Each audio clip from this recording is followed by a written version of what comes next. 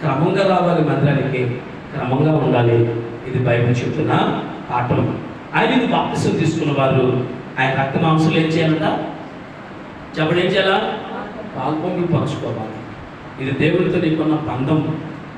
పేదరు అంటాడు, నన్ను ఏంటే కడిగేదంటే నేను ఇది కడకపోతే నీకు నాకు సంబంధం లేదు, నీకు నాకు పాలు పంపులు లేవు. మనకు దేవుడితో పాలు పంపులు పొందుకున్నాం. దేవుళ్ళలో పాలు పంపులు మనకి ఎలా దొరుకుతాయి అని అంటే, ఆయన శరీరంలో ఆయన రక్తంలో ఎప్పుడైతే నువ్వు చెయ్యి ముంచుతావో, ఆయన శరీరంలో ఆయన రక్తంలో ఎప్పుడైతే నువ్వు చెయ్యేస్తావో, ఆయన రక్త మాంసంలో నువ్వు పాలు పంపులు పంచుకున్నావు, ఆయనతో భాగాన్ని పంచుకున్నావని అర్థం. దాన్ని పోగొట్టుకుంటే నీకంటే దరిద్రం మరొకలేదు, దాన్ని పొందుకుంటే నీకంటే దరిద్రం మరొకలేదు. అందుకే భక్తుడు అంటున్నాడు, నాకైతే దేవుని పొందుకోవటము గొప్ప ధన్యకరము. అబ్రాహాము కూడా పాత నిబంధన కాలంలో కూడా మెల్కీసెదకు రొట్టె ద్రాక్ష రసాలు ఇస్తే ఆ అబ్రాహాము ఏం చేశాడు తెలుసా? ఆ రొట్టె ద్రాక్ష రసాలు తీసుకున్నాడు, ఆ పరమ కాలానికి చేరాడు.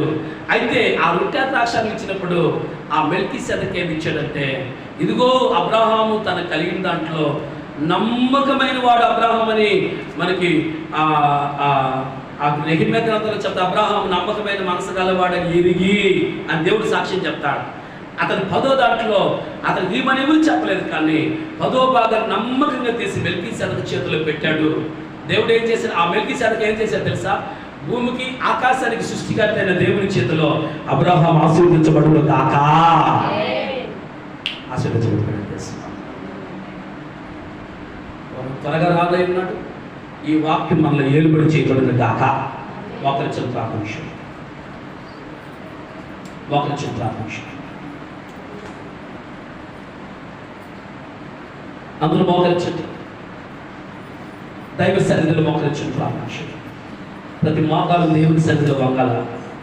ఇది బైబిల్ సత్యం. ప్రతి నాలుగు నన్ను స్తుతించాలా. ఇది బైబిల్ చెప్పిన సత్యం. కళ్ళబురి మాటలు, ఆ మాటలు, ఈ మాటలు ఏ రోజు దేవుడు మనకు చెప్పట్లా. ఉపదేశాలు చెప్తున్నాడు, సత్యాన్ని నేర్పిస్తున్నాడు. ఎక్కడన్నా ఏ విషయంలో అయినా సరే దేవుని పొందుకోవడంలో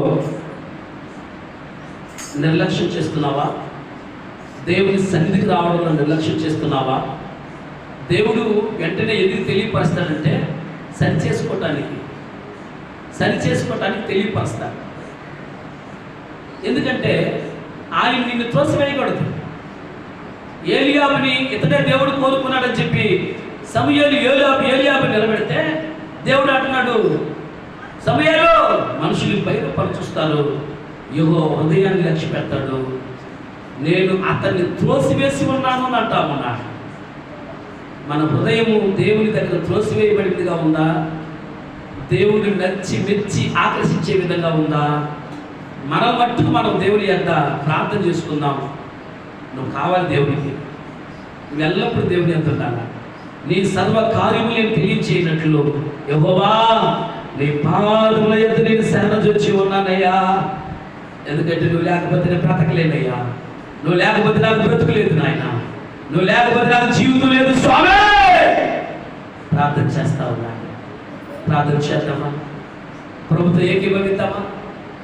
యేసయ్యా, యేసయ్యా నిన్ను పొందుకోవడం గొప్ప ధన్యత నాయన. నిన్ను విసర్జించిన వారు సంహరించబడతారని, నాశించిపోతారని, నిన్ను విడిచి వారు సంహరించబడతారని నేను తెలియపరిచాను. అవునయ్యా, నీ సన్నిధిని ఏ రోజు కూడా మేము విసర్జించబడుతున్నాయి. అయ్యా ప్రార్థన అనుభవాన్ని, అయ్యా అపోస్తలుల బోధన సహవాసాన్ని ఏ రోజు మేము విసర్జించబడుతున్నాయి.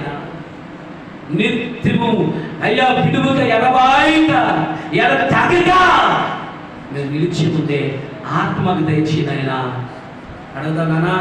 నువ్వు కావాలా? ఒక 100 మంది లేకపోవచ్చు, ఒక 500 మంది, 1000 మంది లేకపోవచ్చు, 2 ముగ్గురు ఉండొచ్చు. ఆ 2 ముగ్గురు కావాలని దేవుడు మాట్లాడుతున్నాడేమో.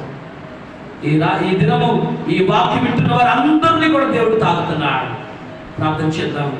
ఎల్లప్పుడూ దేవుని యొద్ద ఉంటే సంహారకుడు నీ యొద్దకు రాలేడు, తెగులు నీ యొద్దకు రాదు అని స్పష్టంగా మాట్లాడుతూ ఉన్నాడు. అందుకే భక్తుడు అంటున్నాడు, నేను ఎల్లప్పుడూ నీ యొద్ద నిలిచి ఉన్నానయ్యా. నా దేవుని పొందుకోవడం గొప్ప దండికరము. నా దేవుని